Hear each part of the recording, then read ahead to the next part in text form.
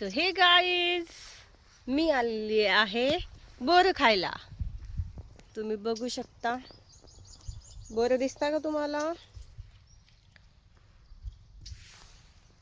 हे बघा, इथे बोराचं झाड आहे. हे वरती दिसत असेल तुम्हाला. खूप छान छान मस्त हिरवे, लाल, पिवळे प्रत्येक कलरचे बोरं पडलेले आहेत इथे.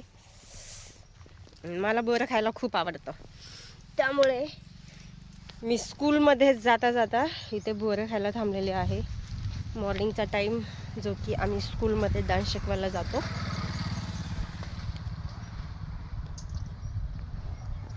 मस्त गोड आहे ना? नाही,